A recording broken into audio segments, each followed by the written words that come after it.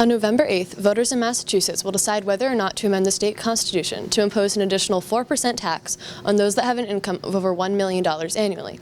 This money would be spent on public education, transportation, and the state's general fund. Fair Share Massachusetts is leading the Yes on One campaign to support the amendment. Those who vote to oppose this argue that Question 1 would nearly double the income tax of small businesses, family farmers, homeowners, and retirees. To learn more about this issue, we talked to people on both sides of the argument to get their perspectives.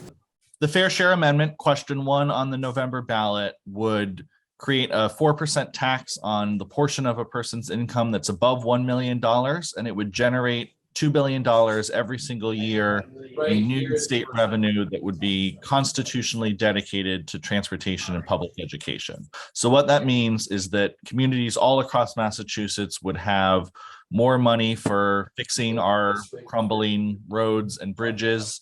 We would have more money to invest in our public schools. The impact of this amendment would be that it would give more money to schools, to public education, higher education.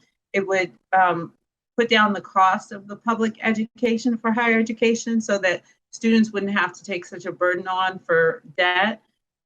It would also improve the public schools.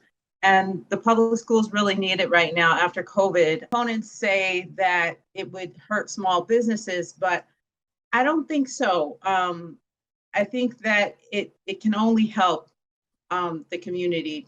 Proponents will say that this money is going directly to transportation and education as if it'll be additional revenue, but it's at the discretion of the legislature. How it works here, the legislature is the one that determines how money is spent. So while this money, whatever it brings in, whatever this revenue brings in, is indeed earmarked for education and transportation, it could simply replace existing revenue. It doesn't have to be additional revenue. So the state could just write a blank check and spend it somewhere else. So right now, the risk is to small business owners and retirees that might sell a house. If you look at it, it's not the super wealthy, not always the super wealthy that are going to be impacted by this tax increase. What it will also mean, about 50% of the people that are going to be impacted by this tax, it's going to be one-time event. So the sale of that business, the sale of a house. And a lot of times that's eating into a person's nest egg or a business owner's retirement nest egg. And they planned to have that money for their retirement. You can vote by ballot on November 8th, 2022. Thanks for watching.